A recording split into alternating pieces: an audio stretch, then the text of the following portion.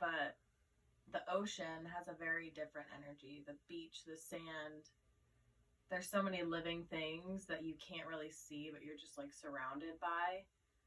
Um, yeah, it's super interesting. It was kind of overwhelming, but I don't know. It has its own kind of energy. The ocean is very powerful. That's why I am kind of scared of it. There's a lot going on in the first, 200 to 300 feet out in the ocean. If you look at like the different marine biomes, there's like the intertidal zone, so that's all the tide pools. And then there's like from the sand about like 20 to 30 feet out, that's another zone. And then the oceanic zone is where all of the like coral and like bigger animals are. So it's pretty big. And then there's the abyssal zone, and that's like the super deep parts of the ocean where there's barely anything living because it's so dark and cold. Pressure is really high, but there somehow are always things living on the bottom of the ocean, and that is, I don't know. Yeah. So what did you say about mountain rock and Oh, soil so energy? yeah, so mountain energy, and there are different kinds of mountain environments too. So different mountains provide a certain kind of energy because where they are on the earth, where they originated from, what happened in them, around them, like the kind of energy that they're um, retaining and conducting and stuff. And that's just the rock and like the earth and soil. But then there's the trees that have been influenced by so many years of sunlight at different angles, different time periods. Um, I don't know. It kind of just makes you feel very like surrounded and grounded and like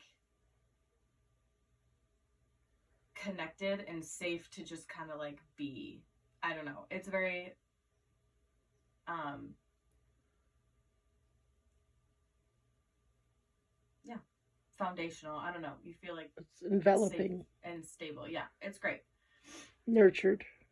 Yeah, and like the tree energy is so cool. There's different kinds of trees. So tropical trees have a different energy than like forest and um like deep tundra trees. Those are, I don't know. That would be interesting because there are very few plants that can live in a tundra, and most of it is moss.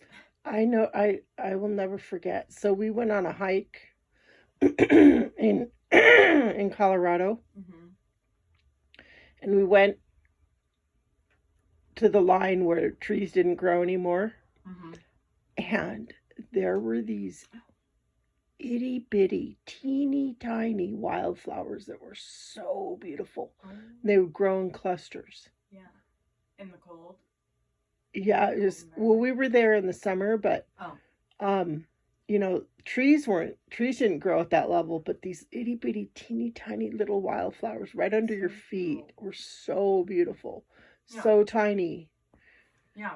So I don't know. That's the interesting thing about the way that the energetic field of the Earth and the universe and individuals and communities, different parts of the planet, how all of this like flows together. So when you enter different places in the electromagnetic electromagnetic field of the Earth, different energies are being produced in that area and conducted and shared, and there's almost like a certain kind of flow there. So I don't know. The way that nature works is very um, it makes a lot of sense to me, and it kind of helps me make sense of like my experience as a being. Hmm. um, Being an earthling. yeah, yeah.